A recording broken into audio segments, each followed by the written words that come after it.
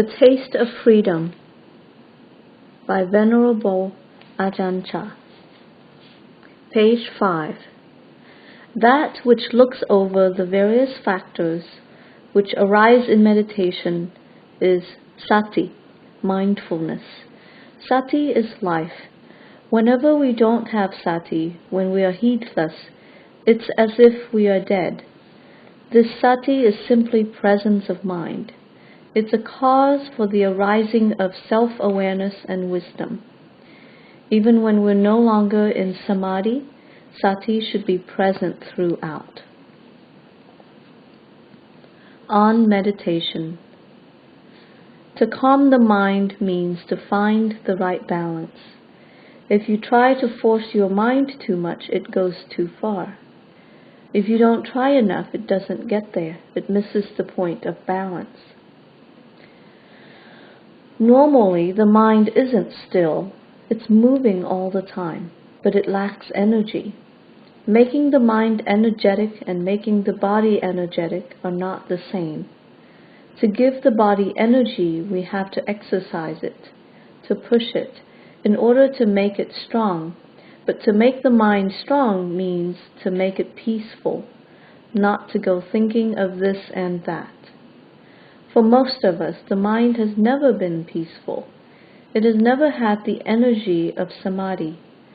So we establish it within a boundary. We sit in meditation, staying with, quote, the one who knows.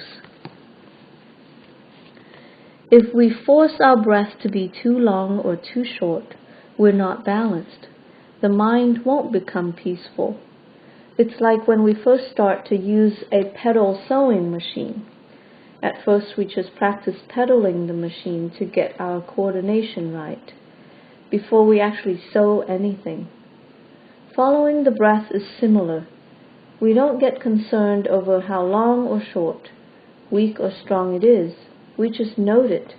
We simply let it be, following the natural breathing.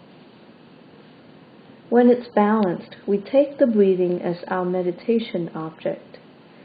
When we breathe in, the beginning of the breath is at the nose tip, the middle of the breath at the chest, and the end of the breath at the abdomen. This is the path of the breath. When we breathe out, the beginning of the breath is at the abdomen, the middle at the chest, and the end at the nose tip. We simply take note of this path of the breath at the nose tip, the chest, and the abdomen. Then at the abdomen, the chest, and the tip of the nose. We take note of these 3 points in order to make the mind firm, to limit mental activity so that mindfulness and self-awareness can easily arise. When we are adept at noting these 3 points, we can then let them go and note the in and out breathing, concentrating solely at the nose tip or the upper lip, where the air passes on its in and out passage. We don't have to follow the breath. We just establish mindfulness in front of us at the nose tip and note the breath at this one point, entering, leaving, entering, leaving. There's no need to think of anything special. Just concentrate on this simple task for now, having continuous presence of mind. There's nothing more to do, just breathing in and out. Soon the mind becomes peaceful, the breath refined. The mind and body become light. This is the right state for the work of meditation. When sitting in meditation, the mind becomes refined, but whatever state it's in, we should try to be aware of it, to know it. Mental activity is there together with tranquility. There is vitakka. Vitakka is the action of bringing the mind to the theme of contemplation. If there's not much mindfulness, there will not be much vitakka. Then, vichara, the contemplation around that theme, follows. Various weak mental impressions may arise from time to time, but our self-awareness is the important thing. Whatever may be happening, we know it continuously. As we go deeper, we're constantly aware of the state of our meditation, knowing whether or not the mind is firmly established. Thus, both concentration and awareness are present. To have a peaceful mind does not mean that there's nothing happening. Mental impressions do arise. For instance, when we talk about the first level of tranquility, we say it has 5 factors. Along with vitakka and vichara, piti, meaning rapture, arises with the theme of contemplation, and then sukha, meaning happiness. These 4 things all lie together in the mind established in tranquility. They are as one state. The 5th factor is ekagata, or one-pointedness. You may wonder how there can be one-pointedness when there are all these other factors as well.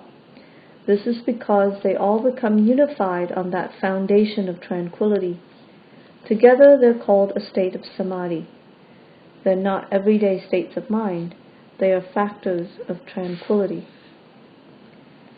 There are these 5 characteristics, but they do not disturb the basic tranquility. There is vitakka, but it does not disturb the mind. Vichara, rapture, and happiness arise, but do not disturb the mind. The mind is therefore as one with these factors. The first level of tranquility is like this. We don't have to talk about first jhana, second jhana, third jhana, and so on. Let's just call it, quote, a peaceful mind. As the mind becomes progressively calmer, it will dispense with vitakka and vichara, leaving only rapture and happiness. Why does the mind discard vitakka and vichara? This is because as the mind becomes more refined, the activity of vitakka and vichara is too coarse to remain. At this stage, as the mind leaves off vitakka and vichara, feelings of great rapture can arise. Tears may gush out. But as the samadhi deepens, rapture too is discarded, leaving only happiness and one-pointedness, until finally even happiness goes and the mind reaches its greatest refinement. There are only equanimity and one-pointedness. All else has been left behind. The mind stands unconcerned. Once the mind is peaceful, this can happen. You don't have to think a lot about it. It just happens by itself. This is called the energy of a peaceful mind. In this state, the mind is not drowsy. The 5 hindrances, sense desire, aversion, restlessness, dullness, and doubt, have all fled. But if mental energy is still not strong and mindfulness weak, there will occasionally arise intruding mental impressions. The mind is peaceful, but it's as if there's a cloudiness within the calm. It's not a normal sort of drowsiness, though. Some impressions will manifest. Maybe we'll hear a sound or see a dog or something. It's not really clear, but it's not a dream either. This is because these 5 factors have become unbalanced and weak. The mind tends to play tricks within these levels of tranquility. Quote, imagery will sometimes arise when the mind is in this state through any of the senses, and the meditator may not be able to tell exactly what is happening. Am I sleeping? No. Is it a dream? No, it's not a dream. These impressions arise from a middling sort of tranquility.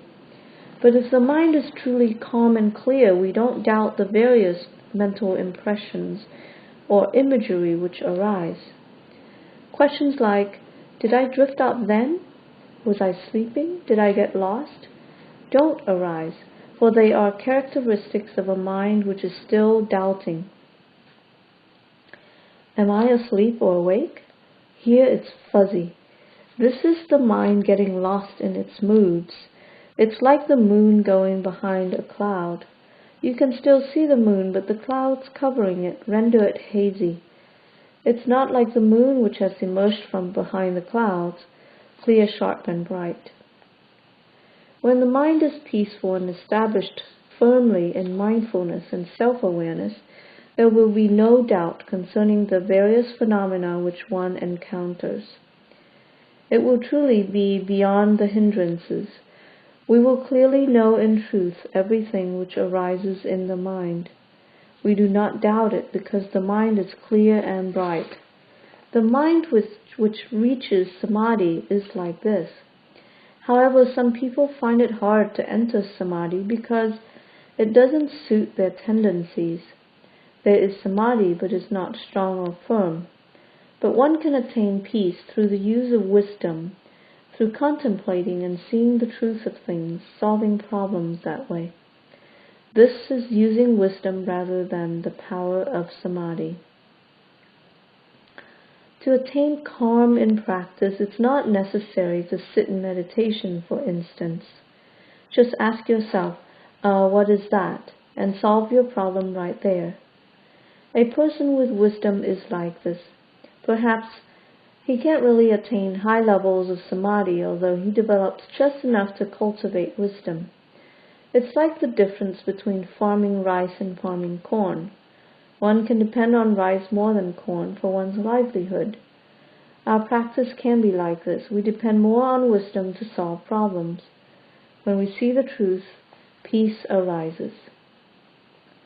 The two ways are not the same. Some people have insight and are strong in wisdom but do not have much samadhi. When they sit in meditation, they aren't very peaceful. They tend to think a lot, contemplating this and that, until eventually they contemplate happiness and suffering and see the truth of them. Some incline more towards this than samadhi. Whether standing, walking, sitting or lying, enlightenment of the Dhamma can take place. Through seeing, through relinquishing, they attain peace. They attain peace through knowing the truth without doubt, because they've seen it for themselves. Other people have only little wisdom, but their samadhi is very strong. They can enter very deep samadhi quickly, but not having much wisdom, they cannot catch their defilements. They don't know them. They can't solve their problems. But regardless of whichever approach we use, we must do away with wrong thinking, leaving only right view. We must get rid of confusion, leaving only peace. Either way, we end up at the same place. There are these two sides to practice, but these two things, calm and insight, go together. We can't do away with either of them. They must go together. That which looks over the various factors which arise in meditation is sati, mindfulness. This sati is a condition which, through practice, can help other factors to arise. Sati is life. Whenever we don't have sati, when we're heedless, it's as if we're dead. If we have no sati, then our speech and actions have no meaning. This sati is simply presence of mind. It's a cause for the arising of self-awareness and wisdom. Whatever virtues we have cultivated are imperfect if lacking in sati. Sati is that which watches over us while standing, walking, sitting and lying. Even when we're no longer in samadhi, sati should be present throughout.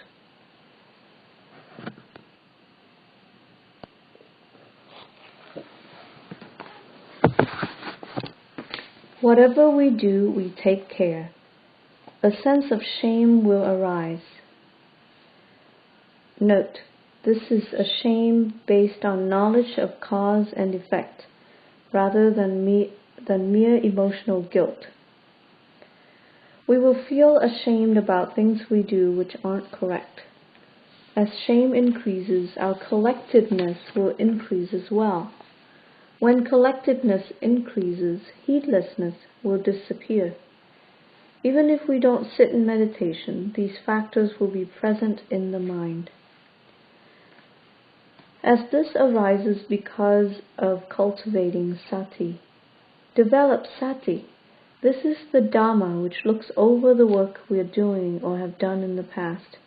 It has real usefulness. We should know ourselves at all times.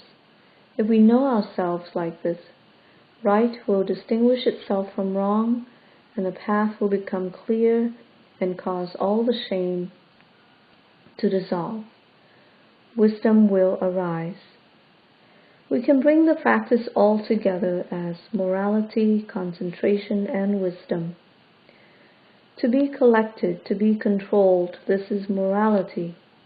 The firm establishing of the mind within that control is concentration. Complete overall knowledge within the activity in which we're engaged is wisdom. The practice, in brief, is just morality, concentration, and wisdom, or in other words, the path. There's no other way. Page 13. With right samadhi, no matter what level of calm is reached, there is awareness. There is full mindfulness and clear comprehension. This is the samadhi which can give rise to wisdom. One cannot get lost in it. Practitioners should understand this well.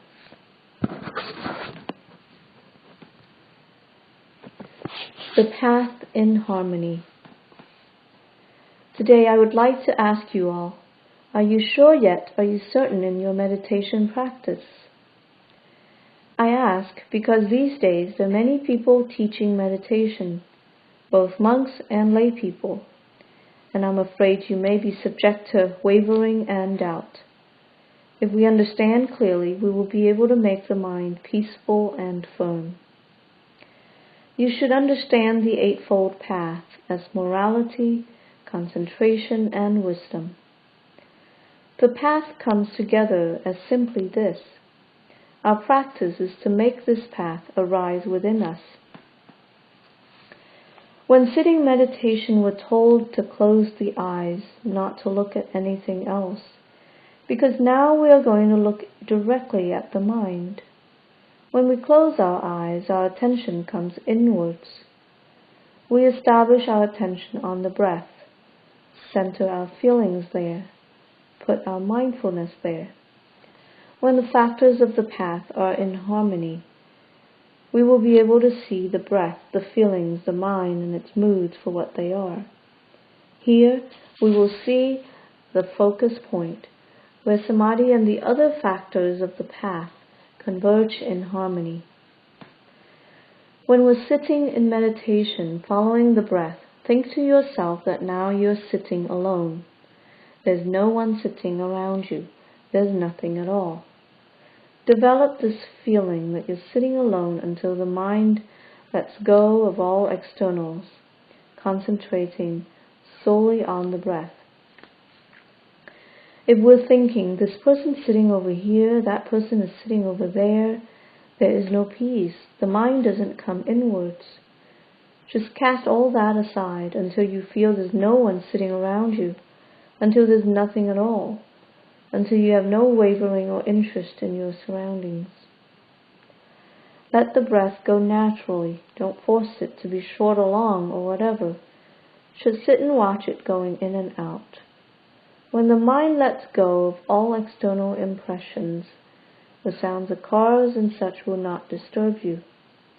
Nothing, whether sights or sounds, will disturb you, because the mind doesn't receive them. Our attention comes together on the breath. If the mind is focused and won't concentrate on the breath, take a full deep breath, as deep as you can, and then let it all out till there's none left. Do this 3 times and then re-establish your attention. If the mind is confused and won't concentrate on the breath, take a full deep breath, as deep as you can, and then let it all out until there's none left. Do this 3 times and then re-establish your attention. The mind will become calm. It's natural for it to be calm for a while, and then restlessness and confusion may arise again. When this happens, concentrate, breathe deeply again, and then re-establish your attention on the breath. Just keep going like this. When this has happened many times, you will become adept at it. The mind will let go of all external manifestations. External impressions will not reach the mind. Sati will be firmly established. As the mind becomes more refined, so does the breath. Feelings will become finer and finer. The body and mind will be light. Our attention is solely on the inner. We see the in-breaths and out-breaths clearly. We see all impressions clearly. We will see the coming together of morality, concentration, and wisdom. This is called the path in harmony. When there is this harmony, our mind will be free of confusion. It will come together as one. This is called samadhi.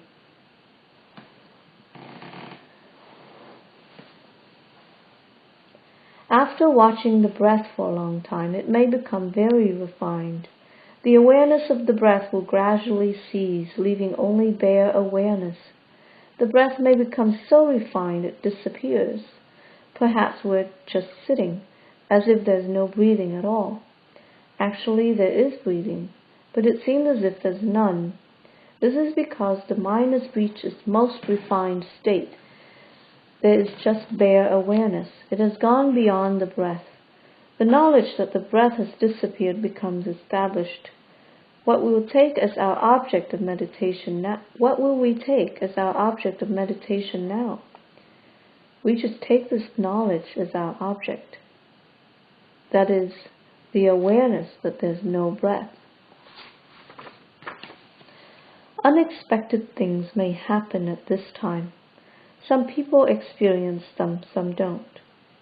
If they do arise, we should be firm and have strong mindfulness. Some people see that the breath has disappeared and get a fright. They're afraid they might die. Here we should know the situation just as it is. We simply notice that there's no breath and take that as our object of awareness. This, we can say, is the firmest, surest type of samadhi. There is only one firm, unmoving state of mind. Perhaps the body will become so light it's as if there's no body at all. We feel like we're sitting in empty space. All seems empty. Although this may seem very unusual, you should understand that there's nothing to worry about. Firmly establish your mind like this.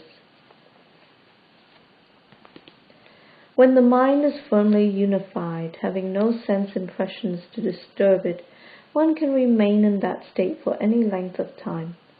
There will be no painful feelings to disturb us. When samadhi has reached this level, we can leave it when we choose. But if we come out of this samadhi, we do so comfortably, not because we've become bored with it or tired. We come out because we've had enough for now. We feel at ease. We have no concerns at all. If we can develop this type of samadhi, then if we can sit, say 30 minutes or an hour, the mind will be cool and calm for many days. When the mind is cool and calm like this, it is clean. Whatever we experience, the mind will take up and investigate. This is a fruit of samadhi. Morality has one function, concentration has another function, and wisdom another. These factors are like a wheel. We can see them all within the peaceful mind. When the mind is calm, it has collectedness and restraint because of wisdom and the energy of concentration. As it becomes more collected, it becomes more refined, which in turn gives morality the strength to increase in purity. As our morality becomes purer, this will help in the development of concentration. When concentration is firmly established, it helps in the arising of wisdom. Morality, concentration, and wisdom help each other. They are interrelated like this. In the end, the path becomes one and functions at all times. We should look after the strength which arises from the path, because it is the strength which leads to insight and wisdom.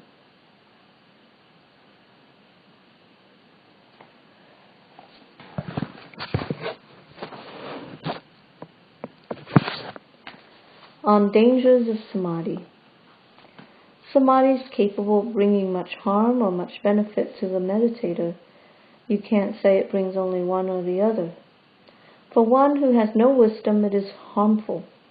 But for one who has wisdom, it can bring real benefit. It can lead him to insight. That which can be most harmful to the meditator is absorption samadhi, jhana, the samadhi with deep, sustained calm. This samadhi brings great peace. Where there's peace, there's happiness. Where there's happiness, attachment and clinging to that happiness arise. The meditator does not want to contemplate anything else. He just wants to indulge in that pleasant feeling. When we have been practicing for a long time, we may become adept at entering this samadhi very quickly. As soon as we start to note our meditation object, the mind enters calm and we don't want to come out to investigate anything. We just get stuck on that happiness. This is a danger to one who is practicing meditation. We must use upachara samadhi. Here we enter calm, and then when the mind is sufficiently calm, we come out and look at outer activity. Note, outer activity refers to all manner of sense impressions. It is used in contrast to the inner activity of absorption samadhi, where the mind does not go out to external sense impressions.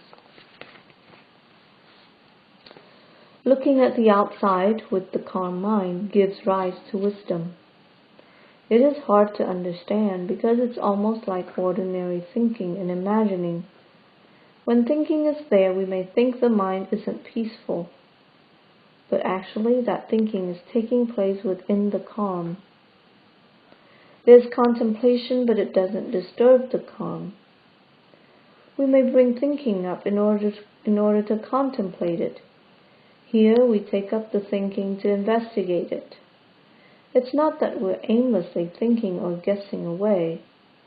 It's something that arises from a peaceful mind. This is called awareness within calm and calm within awareness. If it's simply ordinary thinking and imagining, the mind won't be peaceful. It will be disturbed. But I'm not talking about ordinary thinking. This is a feeling that arises from the peaceful mind. It's called contemplation. Wisdom is born right here. So there can be right samadhi and wrong samadhi. Wrong samadhi is where the mind enters calm and there's no awareness at all. One could sit for 2 hours or even a day, or all day, but the mind doesn't know where it's been or what's happened. It doesn't know anything. There's calm, but that's all. It's like a well-sharpened knife which we don't bother to put to any use. This is a deluded type of calm, because there's not much self-awareness. The meditator may think he has reached the ultimate already, so he doesn't bother to look for anything else. Samadhi can be an enemy at this level. Wisdom cannot arise because there is no awareness of right and wrong. With right samadhi, no matter what level of calm is reached, there is awareness. There's full mindfulness and clear comprehension. This is the samadhi which can give rise to wisdom. One cannot get lost in it.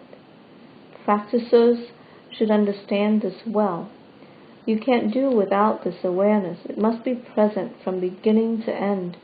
This kind of samadhi has no danger. You may wonder, where does the benefit arise? How does the wisdom arise from samadhi? When right samadhi has been developed, wisdom has the chance to arise at all times. When the eye sees form, the ear hears sound, the nose smells odor, the tongue experiences taste, the body experiences touch, or the mind experiences mental impressions. In all postures, the mind stays with full knowledge of the true nature of these sense impressions. It doesn't follow them. When the mind has wisdom, it doesn't pick and choose. In any posture, we're fully aware of the birth of happiness and unhappiness. We let go of both of these things. We don't cling. This is called right practice, which is present in all postures. These words, all postures, do not refer only to bodily postures. They refer to the mind, which has mindfulness and clear comprehension of the truth at all times. When samadhi has been rightly developed, wisdom arises like this. This is called insight, the knowledge of the truth. There are two kinds of peace, the coarse and the refined. The peace which comes from samadhi is the coarse type. When the mind is peaceful, there is happiness. The mind then takes this happiness to be peace. But happiness and unhappiness are becoming and birth. There is no escape from samsara here, because we still cling to them. So happiness is not peace. Peace is not happiness. The other type of peace, that which comes from wisdom. Here we don't confuse peace with happiness. We know the mind which contemplates and knows happiness and unhappiness as peace. We know the mind which contemplates and knows happiness and unhappiness. That mind we know as peace. The peace which arises from wisdom is not happiness, but is that which sees the truth of both happiness and unhappiness. Clinging to those states do not arise. The mind rises above them. This is the true goal of all Buddhist practice.